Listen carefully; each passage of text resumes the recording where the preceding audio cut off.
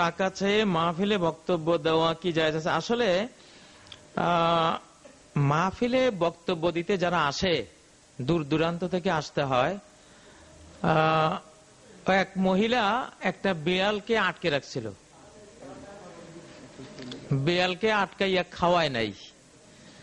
এই জন্য উযবাত ইমরাআতুন ফি হিররাতিন আমসাকাতহা লা হিয়া আত'আমাতহা ওয়ালা আরসালাতহা তাকুল মিন খুশাশিল আরদ, সহিহ বুখারীর হাদিস।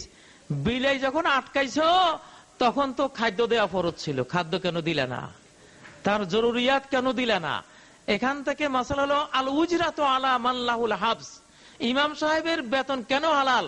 তোমরা যে আটকাইছো, বিলেরে যেরকম মহিলা আটকাইছে, তুমি ইমাম আটকাইছো, এখন খাওয়াইতে হবে, খরচ দিতে হবে, তার বউ আছে পালতে হবে, ছেলে মেয়ে আছে পালতে হবে, সবাইকে তোমার ঘাড়ে নিচে তুমি যেহেতু হাবস করছো, আটকাইছো। যে উনি দুনিয়া যায় মসজিদে যাইতেন, নামাজ পড়তেন, কোনো সমস্যা ছিল না, তোমার এখানে পড়তে হবে কেন? ঠিক আছে। এখন একজন বক্তা বাংলাদেশে 6 মাস ওয়াজ হয়, 6 মাস যদি আপনাদের মাহফিলে মাহফিলে দৌড়ে, ওনার স্ত্রীর খবর নেবে কে? সংসারের খবর নেবে কে? ওনার যে এই আসা যাওয়ার খরচ। আর তাছাড়া আরেকটা কথা হলো, যে বাংলাদেশের মুসলমান শাহরুখ খানকে এনে 5-6 কোটি টাকা দেয়, ওই বাংলার মুসলমানরা ওয়াজ একটা আনি 5-10 হাজার টাকা দিয়া, এটা প্রশ্ন করা জায়েজ নেই, প্রশ্ন করা জায়েজ নেই। টিকবে কেমনে? এরা তো শিল্পী, এরা কেমনে টিকবে? এমনিতে এখন খালি গায়ক গায়িকা নায়ক নায়িকা হয়ে যাচ্ছে না, এই জন্য যে দেখতেছে পয়সা সব সেই দিকে খেলোয়াড় হয়ে যাচ্ছে, সব গিদাল হয়ে যাচ্ছে। হুজুর হলে 5 টাকা দিল হিসাব করেন, আর গায়িকা হলে 5 লক্ষ টাকার কম নেয় না, একটা আসে জাহান্নামে নিয়ে যায়, জাহান্নামের সব ব্যবস্থা করে দেয়, আবার যাওয়ার সময় 4-5 লক্ষ টাকা নিয়ে যায়।